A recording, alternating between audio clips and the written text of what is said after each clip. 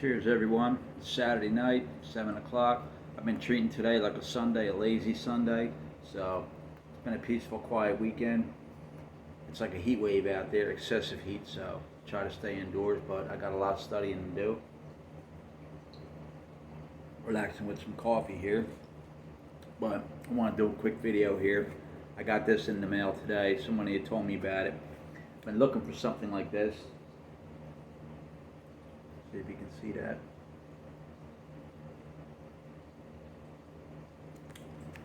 And what this is it's a short version of, there's two study guides that I've done videos about. And apparently this is part of a set. The books that I got were a set, volume 1 and volume 2.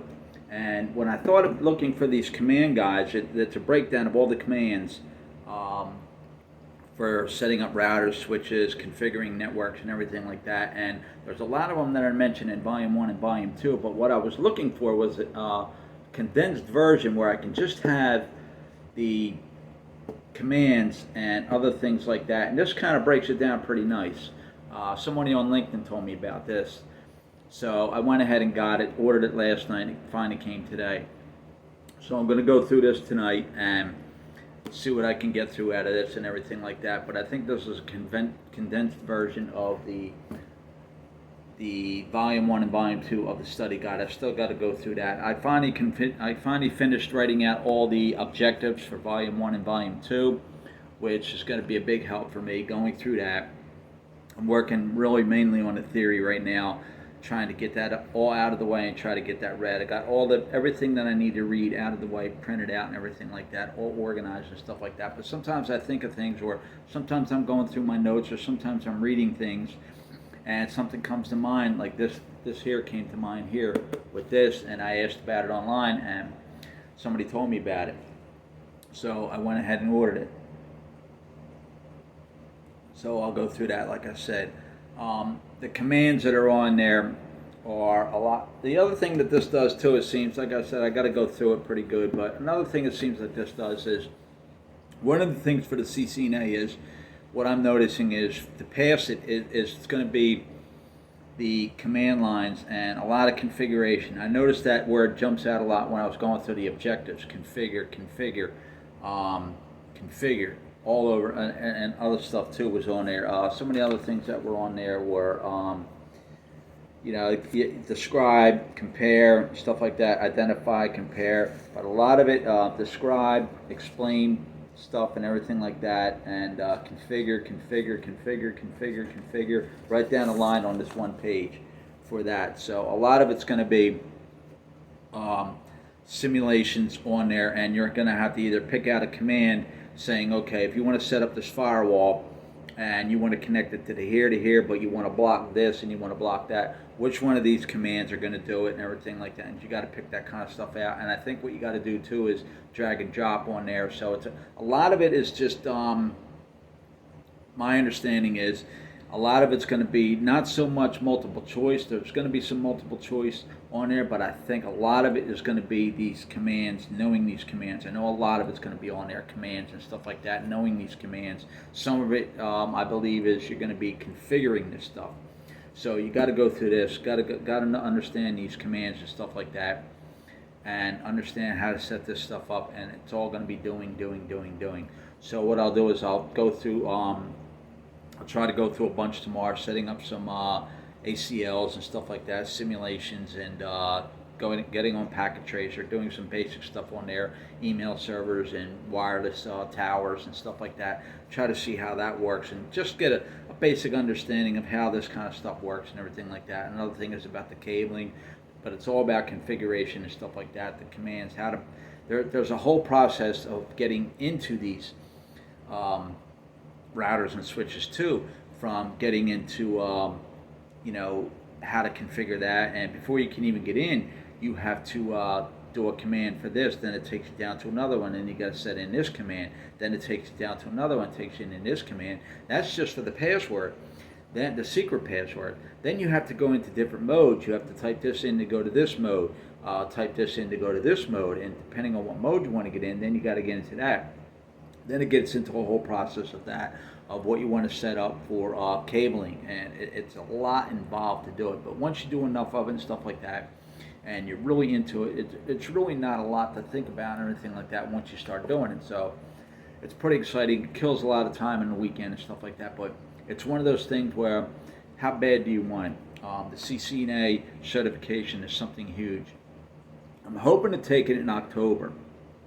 So if I can get through volume 2, there's volume 2 and volume 1. Volume 1 is more of the breakdown, more of the hands-on kind of stuff, and more of the configuring type of things and everything like that to do that kind of thing. That's volume 1. That's pretty involved.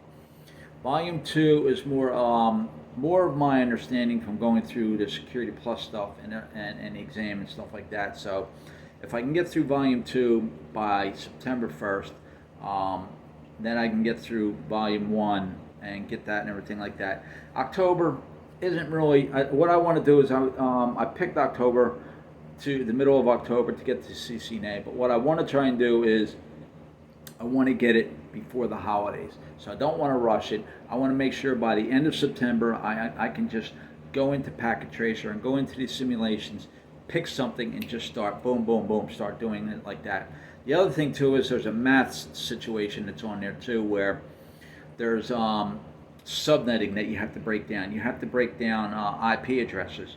You either have to convert them from binary to the actual IP address, or take the IP address and convert it to binary, vice versa, and stuff like that. That's not too hard to do. I can do that, but you have to do it quick because I think you only have, I think it's 120 minutes, 120 questions. And once you get through that, the simulations and stuff like that, the configurations are going to be taking up a lot of time. So you've got that to understand too. But it's one of those, it's a little intimidation. The CCNA is a beast, but the beautiful thing about doing it is, for me anyway, is I have a lot of network engineers that are going to help me get through it, that have either taken it a few years ago, have just recently passed it. I know one network engineer who does a lot of labs, posts a lot of labs and everything like that. I don't know if he works for Amazon or he does something or anything like that. My understanding is he's going to take it tomorrow. So the thing with these exams too is you're held to a non-disclosure agreement where you can't talk a lot about what's on there. And the thing with these things is there's not a lot you can find out with these exams online because they keep it real secret as far as what's going on. To do real well with doing that kind of thing is really keeping it secret on the exams. Now they have a thing called exam dumps, but if you get through that, that's basically like cheat sheets and stuff like that that you can buy, you can find them, stuff like that. But you don't want to go that route because you're just setting yourself up for failure. Because just by studying them, you may not get any of that on the exam, and here you are going in blind. You're going to see this, and you're just cheating yourself. Because the thing with the CCNA is, or any of these exams, but the big thing with the CCNA is, the whole purpose of it is to get into IT. And why would you cheat yourself that? Because, like I said, for me, I got a lot of people waiting for me and stuff like that to get it. They're going to help me get it and stuff like that. They're going to prepare me for it and stuff like that. So I'm fortunate in that sense that I've got these people that are already in the industry that are going to help me get it and everything like that. So, and they have helped me. Like I said, with this book, one guy told me about it. When I asked about something similar, what I was looking for specifically for this kind of thing, he suggested, have you looked into this? So I looked into it, checked on Amazon, went through, looked inside the book and everything like that. And this is pretty much what I'm looking for right here. So I'll go through it tonight. Be a late night. I'll go through it all day tomorrow. Well, not all day tomorrow. I'll go through most of it tonight into the late night. Highlight a lot of stuff, see what's in here, get familiar with it and stuff like that. But like I said, you really have to be prepared. You don't want to be too anxious with this exam. You don't want to overdo it or anything like that. The thing is the practice exams. There's one site that my understanding is if you take these exams, what they are, the practice exams, but supposedly they're a lot tougher than what's on the actual exam. So if you can pass these, and plus it gives you a good insight of what to expect and everything like that. So you always want to do these practice exams and go through these kind of things. Now, there's that site. I have another site that I use on Udemy that I go through a CCNA course, and get familiar with that kind of stuff. But the big thing is doing these configurations on Packet Tracer, doing these simulations on another site, the basics to go through and work through.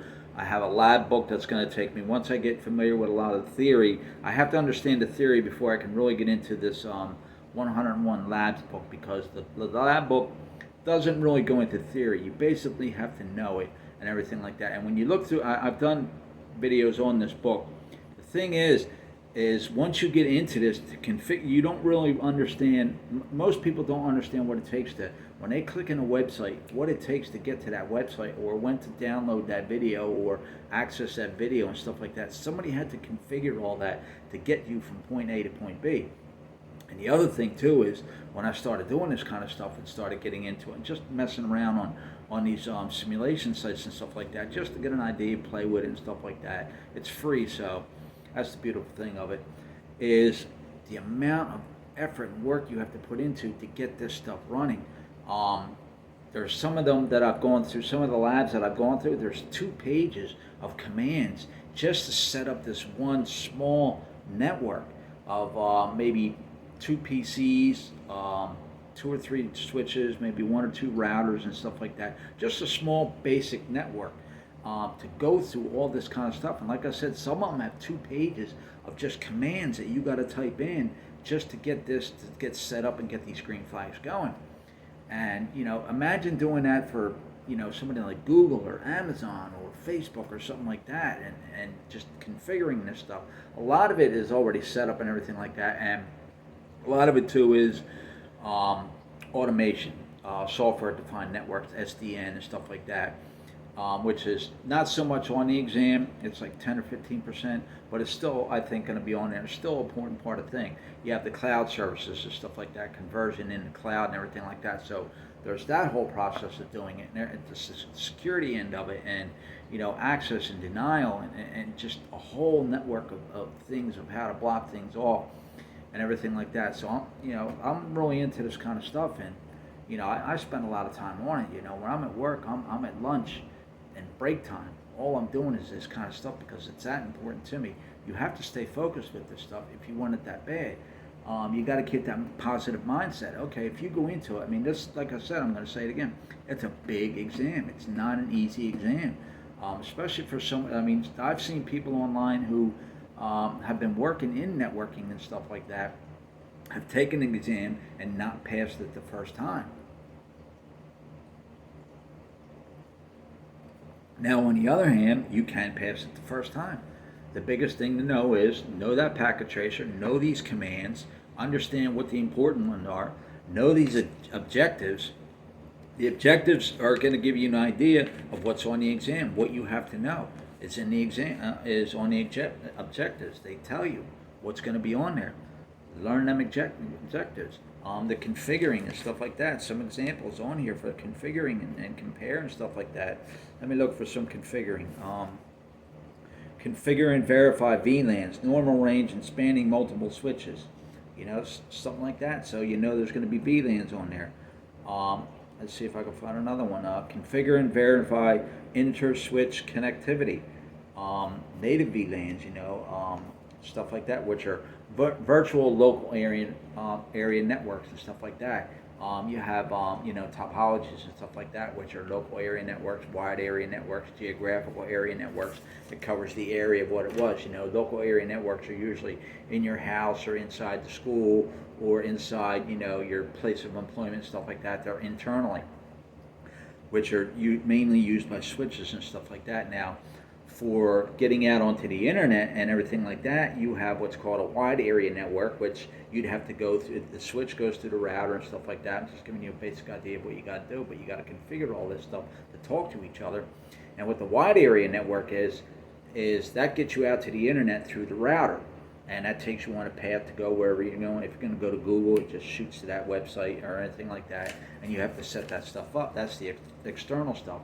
And then you get into other things of if you have offices, say you have an office in New York, one in Chicago, one in Dallas, and you want to communicate with all these offices and stuff like that. Well, you want to keep it secure, but you want to be quick, and you want to be able to share all this kind of information with it, files and all this other kind of stuff. But you have to set that up securely.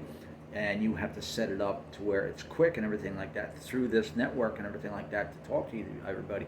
And especially if you've got, if you're a global company, and like I said, those three cities that I mentioned, but you also say you have a office in London, you have one in Paris, you have one in Tokyo, and Tokyo office wants to connect with Chicago and Dallas all at once and everything like that. Then you get into VoIP, you get into Zoom calls and stuff like that, video stuff and everything like that, and all this kind of stuff and everything like that connected to the internet.